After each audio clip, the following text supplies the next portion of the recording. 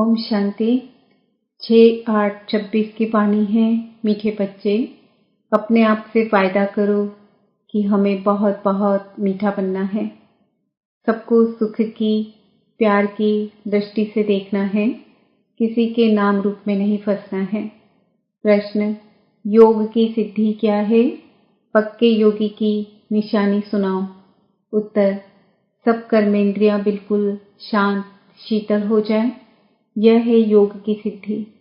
पक्के योगी बच्चे वह जिनकी कर्मेंद्रियां जरा भी चंचल न हो, रिंचक भी किसी देहधारी में आंख न डूबे। मीठे बच्चे, अब तुम जवान नहीं, तुम्हारी वानप्रस्थ अवस्था है। गीत: जाग सजनिया जाग। ओम शांति। मीठे मीठे रूहानी बच्चों ने गीत सुना। इसके अर्थ पर दिल में विचार सागर मंथन करना है और खुशी में आना है, क्योंकि यह है नई दुनिया के लिए नई बातें। यह नई बातें अभी सुननी है। बच्चे अब जानते हैं, नई दुनिया स्थापन करने वाला कोई मनुष्य नहीं हो सकता। तुम जब यह बातें सुनते हो तो समझते हो यह तो 5000 वर्ष पहले वाली पुरानी बातें हैं, जो फिर नए सिर सुनाई जाती है। तो पुरानी सो नई, नई सो पुरानी हो जाती है। अभी तुम जानते हो 5000 वर्ष पहले वाली वही बातें बाबा नई करके सुनाते हैं। बातें वही हैं। किस लिए सुनाते हैं? नई दुनिया का वर्षा पाने। इसमें ज्ञान डांस करना होता है। भक्ति में भी बहुत डांस करते हैं, चारों तरफ फेरे लगाते डांस करते हैं। ज्ञान का डांस तो बिल्कुल सहज है। उसमें कर्मेंद्रियां बहुत चलती है, मेहनत करनी पड़ती है। यह तो सिर्फ अंदर में ज्ञान डांस चलता है। सृष्टि चक्र कैसे फिरता है, वह नॉलेज बुद्धि में है। इसमें कोई तकलीफ नहीं है। हाँ, याद में मेहनत लगती है। बच्चे कहीं फेल हो पड़ते हैं, कहाँ न कहाँ गिर पड़ते हैं। सबसे मुख्य बात है, नाम रूप में नहीं फंसना है। स्त्री पुरुष कामवश नाम रूप में फंसते हैं ना। क्रोध नाम रूप में नहीं फंसाता है। पहले पहले है यह जिसकी बड़ी संभाल करनी है। कोई के भी नाम रूप में नहीं फंसना है। अपने को आत्मा समझना है। हम आत्मा अशरीरी आई थी, अब अशरीरी होकर जाना है। इस शरीर का भान तोड़ना है। यह नाम रूप में फंसने की बहुत खराब बीमारी है। बाप सावधानी देते हैं बच्चों को। कोई कोई इस बात को समझते नहीं है। कहते हैं बाबा नाहिक ऐसे कहते हैं कि नाम रूप में फंसे हो, परंतु यह गुप्त बीमारी है। इसलिए साजन सजनियों को अथवा पाप बच्चों को जगाते हैं, बच्चे जागो। अब फिर से कलयुग के बाद सत्युग आना है। बाप ज्योति जगाने आते हैं। मनुष्य मरते हैं तो उनकी जोत जगाते हैं, फिर दीपक की संभाल करते हैं कि बुझ न जाए, आत्मा को अंधियारा न हो। वास्तव में यह है सब भक्ति मार्ग की बातें। आत्मा तो सेकंड में चली जाती है। कई लोग ज्योति को भी भगवान मानते हैं। ब्रह्म को बड़ी ज्योति कहते हैं। ब्रह्म समाजियों का मंदिर होता है, जहाँ रात दिन ज्योति जगती है। कितना खर्चा होता है, फालतू घृत जाता है। यहाँ वह कुछ भी डालने का है नहीं। याद घृत का काम करती है। याद रूपी घृत है तो मीठे मीठे बच्चे यह समझते हैं, नई बात होने के कारण ही झगड़ा होता है। बाप कहते हैं, मैं आता हूँ स्वीट चिल्ड्रेन के पास, भारत में ही आता हूँ। अपना जन्म देश सबको प्यारा लगता है ना। बाप को तो सब प्यारे लगते हैं, फिर भी मैं अपने भारत देश में ही आता हूँ। गीता में अगर श्री कृष्ण का नाम नहीं होता तो सब मनुष्य मात्र शिव बाबा को मानते। शिव के मंदिर में कितने जाते हैं। बड़े से बड़ा मंदिर सोमनाथ का था, अभी तो कितने ढेर के ढेर मंदिर बने हैं। श्री कृष्ण को इतना सब मानते नहीं जितना बेहद के बाप को मानते हैं। तो इस समय तुमको इन जैसी प्यारी वस्तु और कोई है नहीं। इसमें साकार की महिमा कोई है नहीं। यह तो निराकार की महिमा है जो अभोक्ता है। जबकि बेहद का बाप स्वर्ग का रचयिता है, तो उससे स्वर्ग का वर्षा लेने का पुरुषार्थ करना चाहिए ना। आजकल करते करते काल खा जाएगा। समय बाकी थोड़ा है। बाप से वर्षा तो ले लो। जब प्रोब लिखते हैं तो उस समय समझाना भी है। जबकि निश्चय करते हो वह बेहद का बाप है तो बाप से वर्षा लेने का पुरुषार्थ करो, नहीं तो बाहर जाने से झट भूल जाएंगे। बाप तो कल्याणकारी है ना। कहते हैं इस योग से ही तुम्हारे सब दुख 21 जन्म के लिए दूर होने हैं। बच्चियां घर में भी समझाती रहे कि अब सब दुख दूर करने वाले बेहद के बाप को याद करने से ही तमो प्रधान से सतो प्रधान बन जाएंगे। पवित्र तो जरूर रहना पड़े, मूल बात है पवित्रता की। जितना जितना याद में जागती रहेंगे तो इंद्रियां भी शांत हो जाएंगी। जब तक योग की सिद्धि पूरी नहीं होती है तो इंद्रियां भी शांत नहीं होती है। हर एक अपनी जांच करे, काम विकार मुझे कोई धोखा तो नहीं देता, कोई चंचलता नहीं होनी चाहिए अगर मैं पक्का योगी हूं तो। यह जैसे कि वानप्रस्थ अवस्था है, बाप को ही याद करते रहना है। बाप सब बच्चों को समझाते हैं जब तुम अच्छे योगी बनेंगे, कहाँ भी आंख नहीं डूबेगी तो फिर तुम्हारी इंद्रियां शांत हो जाएंगी। मुख्य है यह जो सबको धोखा देती है। योग में अच्छी रीति अवस्था जम जाएगी तो फिर महसूस होगा हम जैसे जवानी में ही वानप्रस्थ अवस्था में आ गए हैं। बाप कहते हैं काम महाशत्रु है तो अपनी जांच करते रहो। जितना याद में रहेंगे उतना कर्मेंद्रियां शांत हो जाएंगी और बहुत मीठा स्वभाव बन जाएगा।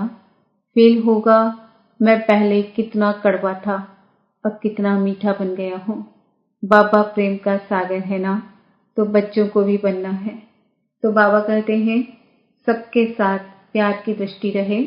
अगर किसको दुख देंगे तो दुखी होकर मरेंगे, इसलिए बहुत मीठा बनना है। बाबा कहते हैं मैं रूप बसंत हूं ना।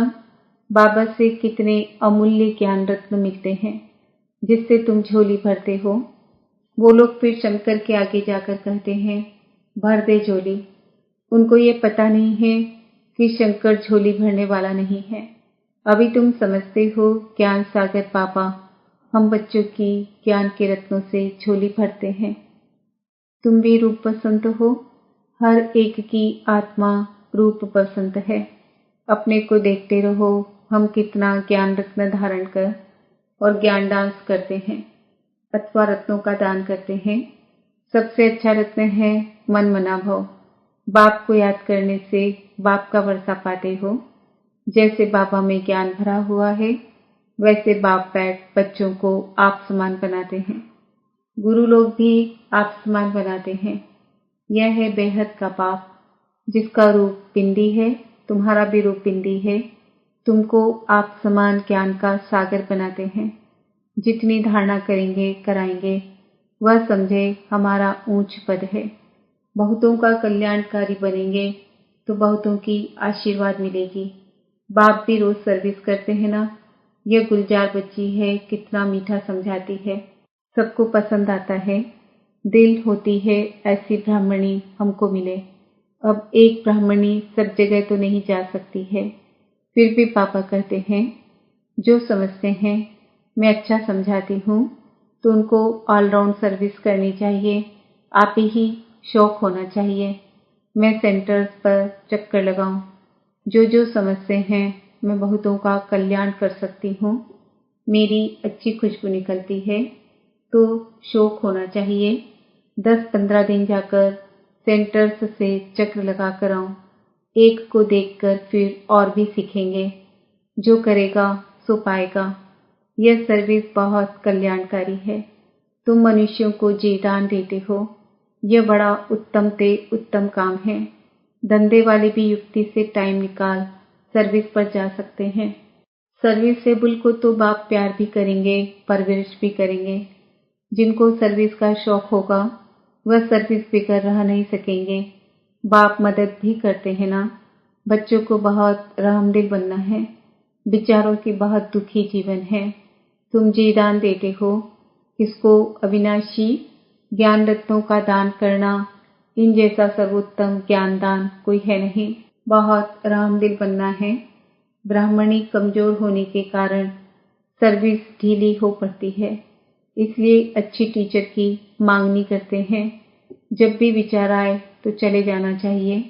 बाबा कौन सा सेंटर ठंडा है, हम जाकर चक्र लगा आएं। प्रदर्शनी के चित्र भी हैं, चित्र पर जास्ती अच्छी रीति समझेंगे। ख्याल चलाना चाहिए हम सर्विस कैसे बढ़ाएं। बाप भी सबका जीवन हीरे जैसा बनाते हैं। तुम बच्चों को भी सर्विस करनी है। वंदे मातरम गाया जाता है, परंतु अर्थ नहीं समझते हैं। प्रत्येक मनुष्यों की अथवा पृथ्वी आदि की कभी वंदना नहीं की जाती। यह तो 5 तत्व हैं, उनकी क्या वंदना करेंगे। 5 तत्वों से बना हुआ शरीर है, तो शरीर की पूजा करना हो गई बोध की पूजा। शिव बाबा को तो शरीर है नहीं, उनकी पूजा है सबसे उत्तम, बाकी है मध्यम। आजकल तो मनुष्यों को भी पूजते रहते हैं, वह है पतित। महान आत्माएं तो देवताएं होते हैं, सन्यासियों से वह जास्ती पवित्र हैं। अभी तुम बच्चे जानते हो हम देवता बन रहे हैं। बाप हमको यह अविनाशी ज्ञान रत्न दान करना सिखलाते हैं। इन जैसा ऊंच दान और कोई होता नहीं। एक बाप को ही याद करना है। शिव और लक्ष्मी नारायण के चित्र तो हैं, हर एक अपने घर में लगा दें तो याद रहेगा। शिव बाबा हमको ये लक्ष्मी नारायण बनाते हैं। इस समय तुम बन रहे हो। स्वर्ग का रचिता है ही शिव बाबा। सत्युग में तो नहीं वर्षा देंगे। इस अंतिम जन्म में शिव बाबा कहते हैं मुझे याद करो तो तुम यह बनेंगे। और सब बातें छोड़कर बस सर्विस और सर्विस। बाप को याद करते हो, यह भी बड़ी सर्विस करते हो। तत्व आदि सब पावन बन जाते हैं। योग की महिमा बहुत भारी है। दुनिया में योग आश्रम तो बहुत है, परंतु वह सब है जिस्मानी हठ योग। तुम्हारा यह है राजयोग, जिससे तुम्हारा बेड़ा पार हो जाता है। उन अनेक प्रकार के हठ योग आदि से सीढ़ी उतरते आए हो। मूल बात है याद की। देखना है हमारा मन कहाँ विकार तरफ तो नहीं जाता। विकारी को ही पतित कहा जाता है, अर्थात कौड़ी मिसल। विकार में गिरने से अपना ही नुकसान कर देंगे। जो करेगा सो पाएगा। बाप देखे व न देखे, अपने को चेक करना है। हम बाप की सर्विस करते हैं, हमारे में कोई अवगुण तो नहीं है। अगर है तो निकाल देना चाहिए। अपने से अवगुणों को निकालने के लिए बाप बहुत समझाते रहते हैं। निर्गुण का भी अर्थ कोई नहीं समझते। निर्गुण बालक की मंडली क्या कर सकेगी जिसमें कोई गुण नहीं है। बिगर अर्थ जो आया सो कह देते हैं। अनेक मत है ना, तुमको एक मत मिलती है, जिससे तुमको तो अथाह खुशी होनी चाहिए। बाप सिर्फ कहते हैं मुझे याद करो और कमल फूल समान बनो। मनसा वाचा कर्मणा पवित्र बनो। तुम बच्चे जानते हो हम ब्राह्मण श्रीमत पर अपने ही तन मन धन से अपनी और सारे विश्व की सेवा कर रहे हैं। बाप आएंगे तो भारत में ना, तुम पांडव भारत को स्वर्ग बनाने की सेवा कर रहे हो। तुम अपना काम करते हो। आखिर विजय तो पांडवों की ही होनी है, इसमें लड़ाई की बात नहीं। तुम हो डबल नॉन वायोलेंस। न विकार में जाते हो न गोली चलाते हो। वायोलेंस से कोई भी विश्व पर बादशाही पा नहीं सकते। बाबा ने समझाया है, क्रिश्चियन लोग अगर आपस में मिल जाए तो विश्व पर राज्य कर सकते हैं, परंतु ड्रामा में ऐसा है नहीं। कृष्ण ने ही कृष्णपुरी को हप किया है। असुल तो भारत श्री कृष्ण की ही पूरी था ना। लड़कर बादशाही ली, बहुत धन ले गए। अब फिर धन वापस होता जाता है और फिर तुम विश्व के मालिक बन जाते हो। बाबा कितनी युक्तियां बताते हैं। उन्होंने ही तुम्हारा राज्य छीना है, फिर वह आपस में लड़ते हैं और विश्व के मालिक तुम बन जाते हो। कितनी बड़ी बादशाही है। मेहनत सिर्फ इसमें है। याद करते रहो और अपना वर्षा लो। इसमें तंग नहीं होना चाहिए। अच्छा, मीठे मीठे सिक्किल दे बच्चों प्रति मात पिता बाप दादा का याद प्यार और गुड मॉर्निंग। रूहानी बाप की रूहानी बच्चों को नमस्ते। हम रूहानी बच्चों की रूहानी माता पिता बाप दादा को याद प्यार गुड मॉर्निंग नमस्ते ओम शांति। धारणा के लिए मुख्य सार। दूसरी सब बातों को छोड़कर ज्ञान दान करना है, रूप बसंत बनना है, अपने अवगुणों को निकालने का पुरुषार्थ करना है, दूसरों को नहीं देखना है, अपना स्वभाव बहुत मीठा बनाना है, सबके प्रति प्यार की दृष्टि रखनी है, किसी को भी दुख नहीं देना है, कर्मेंद्रिय जीत बनना है। वरदान, संपूर्ण समर्पण की विधि द्वारा सर्वगुण संपन्न बनने के पुरुषार्थ में सदा विजयी भव। संपूर्ण समर्पण उसे कहा जाता है जिसके संकल्प में भी बॉडी कॉन्शियस न हो। अपने देह का भान भी अर्पण कर देना, मैं फलानी हूँ, यह संकल्प भी अर्पण कर संपूर्ण समर्पण होने वाले सर्वगुणों में संपन्न बनते हैं। उनमें कोई भी गुण की कमी नहीं रहती। जो सर्व समर्पण कर सर्वगुण संपन्न व संपूर्ण बनने का लक्ष्य रखते हैं, तो ऐसे पुरुषार्थियों को बाप दादा सदा विजयी भव का वरदान देते हैं। स्लोगन, मन को वश में करने वाला ही मन मना भव रह सकता है। आज का स्वमान है, मैं आत्मा सदा विजयी हूँ। आज के व्यक्ति इशारे, अपवित्रता के बीज को भी समाप्त कर संपूर्ण पवित्र बनो। पवित्रता और अपवित्रता का कारण है स्मृति।